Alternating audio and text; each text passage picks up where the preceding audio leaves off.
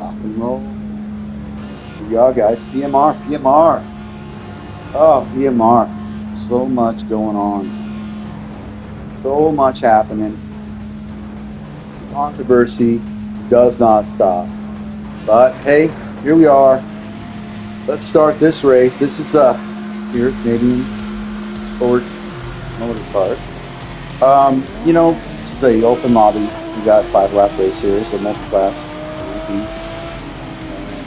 DH, and GT3. It's a really great racing PMR.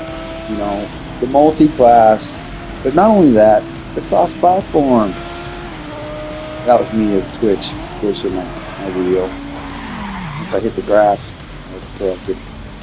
The cross-platform ability it's fantastic. Can't even count on one hand how many race games there are that are cross-platform. So just that alone, congratulations PMR for what you got.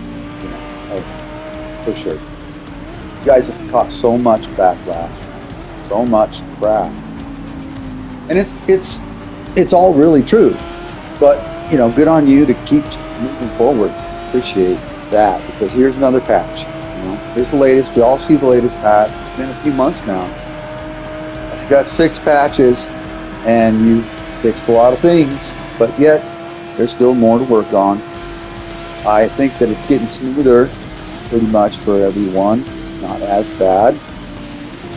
I still have, after I get out of a ranked race, I still have to go restart the game, which is a problem, but it's looking good. It's driving decent. There's still a vagueness that even the old Project Cars 2 had. In the Project Cars 2, you had a dead spot when you had perfect tire patch. It's like it got vague. This almost has that. Not quite to the level, but it almost has this, like, where am I going now once you're in perfect traction? But that's something that it's going to grow in time. I've seen it change. I've seen different things. You got the GTOs. It's not like that. The time has been spent there. Everyone talks about it. The older cars. Your code writer on the older cars, you definitely had the right idea.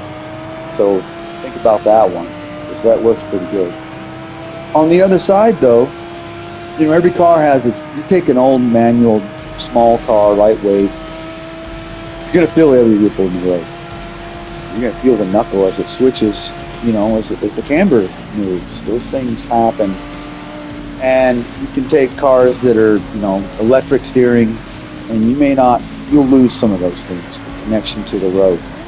And that's something we all have to take into consideration for each car. It is going to be a little different. With that said, the elephant in the room, if we're going to talk about problems, that has been there from day one. Well, it's basically getting a lobby going. When you're doing the custom lobby, you have to wait. Time is really valuable in everyone's lives, and just sitting around waiting for someone to come along and join maybe the lobby you think you're going to get into, or say you started a lobby. Now you're waiting for people to join. And now you can't start the lobby until you've decided, and it's up to sometimes 32 cars available to be in a race. Are you going to wait for 32 cars, or sometimes? So with that said, the elephant in the room, lobbies aren't open to get into and race and practice. You have to wait until the host has decided enough people have joined, and now we start. Well, let's rethink that. Have the host start, right? Maybe he's there by himself, but now you have an opportunity to join.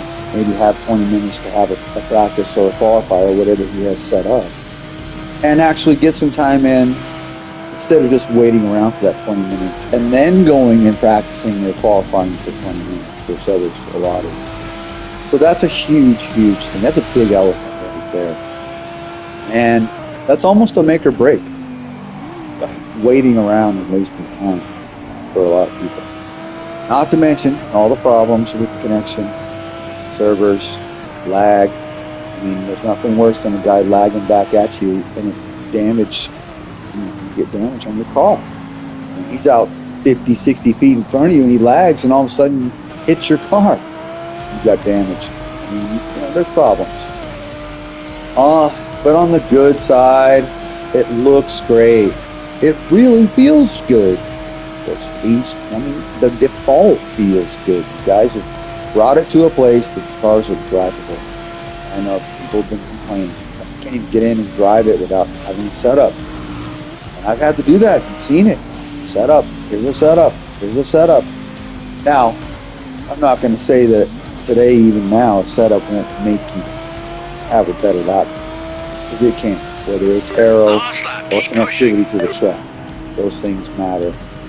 Tires, heat, what tire you choose, those things all matter. So that's all set up. And with that said, in your setups, there's so much adjustability, which is fantastic. But there's not any tutorial about what you're doing. That would be fantastic. A little insight to what maybe clicking one way or the other on a setting does. That would be huge. I don't think it would be difficult, and that would be huge. That would help the community.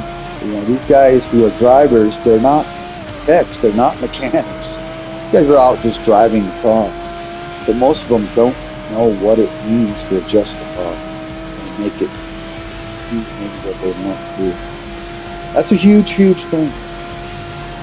And to be able to get in a car and excel and move forward and get quicker, that's a problem for a lot of people. And some people, all of a sudden can get really good. And other people are struggling, having a hard time, and can get frustrated. There's not much really here as far as talking to anybody else in the race. You have to set aside and start some type of chat and make it separate. So it's another elephant in the room of chat available immediately between everyone. You can always mute someone if you don't want to hear what's going on. But aside from that, guys, Project Motor Racing, it's been really good. I'm enjoying it. And so we have console. If you're on PC, guys, come check it out. Lay out your 2 cents. And you might like it. I can't wait to see you guys out there, and let's do this. Rock and roll, guys. Hey, Project Motor Racing, if you're on console, I think it's still a good buy. It's something to get into. Till next time, boys. Peace.